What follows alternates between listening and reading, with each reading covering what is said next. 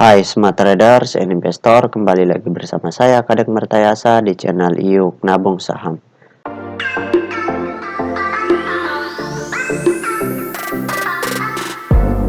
Nah, di episode kali ini kita akan membahas salah satu perusahaan yang di-request oleh Arfan Lim.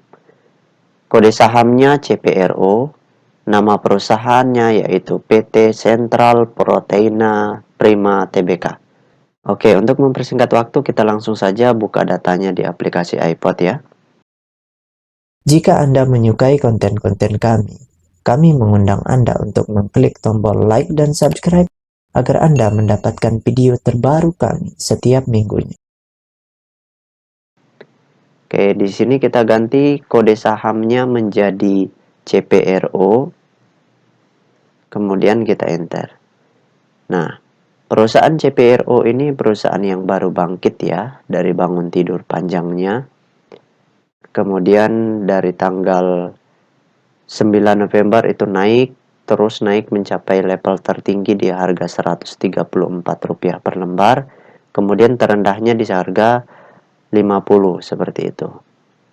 Nah, sekarang kita ingin lihat apa yang dilakukan oleh investor besarnya selama sebulan lebih terakhir ini. Dari tanggal 2 Februari 2022 sampai tanggal 4 Maret 2022. Oke, kita langsung saja klik iPod.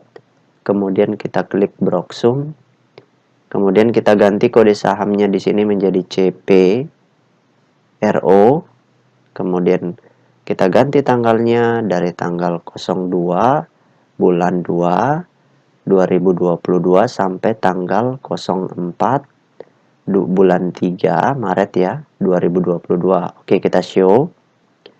Nah, berdasarkan data transaksi atau data broker summary dari perusahaan PT Central Proteina Prima Tbk ini, kalau kita hitung total lot yang dibeli dengan total lot yang dijual secara keseluruhan dengan menggunakan tools tambahan yaitu Detektor, maka dapat ditarik kesimpulan bahwasannya perusahaan CPRO ini selama sebulan terakhir ini investor besarnya melakukan aksi donating. Jadi memang di sini mereka membeli, investor asingnya membeli, investor besar lokalnya jualan, kemudian di sini nanti investor lokalnya ngumpulin barang kembali seperti itu. Jadi lebih kalau kita hitung dari awal, dari tanggal 2 sampai tanggal 4 ya, 4 Maret ini investor besarnya tidak melakukan pembelian maupun penjualan secara signifikan. Gitu. Mereka cenderung melakukan pembelian maupun penjualan dengan jumlah yang sama.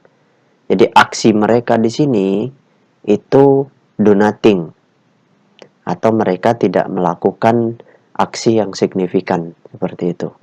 Atau boleh dikategorikan nggak ngapa-ngapain lah. Mereka jual 100.000 lot, mereka beli juga 100.000 lot gitu. Jadi itu kita bisa kategorikan mereka tidak ngapa-ngapain karena tidak terjadi perubahan kepemilikan yang signifikan di investor besarnya seperti itu. Oke, kita tutup data broker summary-nya. Nah, bagi teman-teman investor, jika ada yang ingin ditanyakan atau ada yang ingin di-request, silakan komen di kolom komentar. Nanti saya akan buatkan videonya secara khusus. Nah, selanjutnya kita cek data peta kepemilikannya. Nah, berdasarkan hasil riset saya, dengan mengumpulkan data-data dari SRO Bursa Efek Indonesia, maka dapat ditarik kesimpulan bahwasannya perusahaan PT Central Proteina Prima Tbk ini 99,9% sahamnya telah dicetak dalam bentuk scriptless.